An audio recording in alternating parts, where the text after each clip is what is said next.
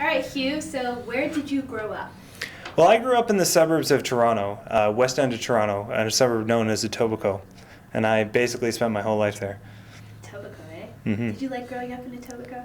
You know, it was a nice neighborhood. Yeah, it was one of those neighborhoods like typical suburbia where all your friends live within like 1 block square radius of you. So, yeah, it was a nice enough place. Good. And where'd you go to school? Well, for my undergrad degree, I went to Queen's, which is in Kingston, and I got a history degree, and then kind of bummed around for 3 years and, worked, and then finally got the journalism bug and went to Humber, where I met you. That's right, we went to Humber together. The best journalist at the station. Kidding. But history to journalism, eh? How did you make that transition? Well, it wasn't an easy one. I know, like, when you have a fine arts degree or an arts degree, the only thing you're qualified for is to go back to school, right? So, I learned to write in history, and I figured I'd transition into that as a career, and then kind of decided against print journalism once I got to school and decided to go into broadcast. Right. And then, you kind of already touched on why you went to journalism, but I remember you were telling me you worked at the CBC, and that kind of made you go into journalism as well, right? Yeah, that's right. I worked as a security guard there. And, I'd always had like an interest in current events and politics. And so I ended up meeting actually someone who went to Humber the year before and got a job out of school at the CBC. And so she kind of encouraged me after she got to know me a little bit to go to school. And I guess, as they say, the rest is history. That's a good story. What's the favorite part about your job here? The favorite part I'd have to say is getting to meet new people every day. I think I'd be bad at a job where I had to come into work and do the same thing day after day. I would just get way too bored way too quickly. So the fact that I get to go out and meet new people in the community and interview is, it's exciting to me. Yeah, definitely not a desk job, eh? For sure, yeah. And what's your favorite story that you've told on CJDC? I'd have to say my favorite story was a story I did last week about potholes, because I didn't know anything about how potholes are formed or how they're fixed or anything like that.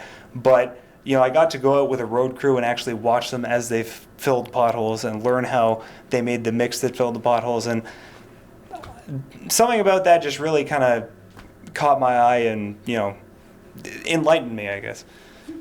And who has been the most interesting person you've met so far in journalism? I would have to say, before I worked here, I worked in Lloydminster, which is on the border of Saskatchewan and Alberta. And while I was there, I got to interview Brad Wall, who's the premier of Saskatchewan. And he was actually a really good interview. Like, I've never interviewed someone who had no ums or ahs in their speech, except for Brad Wall. He was the first one, and it was mind-blowing how smooth his delivery was. So if you could interview anyone in the future, who would it be and why? Well, this is kind of a cop-out because it's someone from the past. But as a history buff and as a proud Scot, I would have to say William Wallace would be my dream interview. Hero of the Scots people, led a rebellion against the English, Also star in my favorite movie, Braveheart, so... I like the plaid shirt, by the way. Thank you. And what advice would you give to your younger self?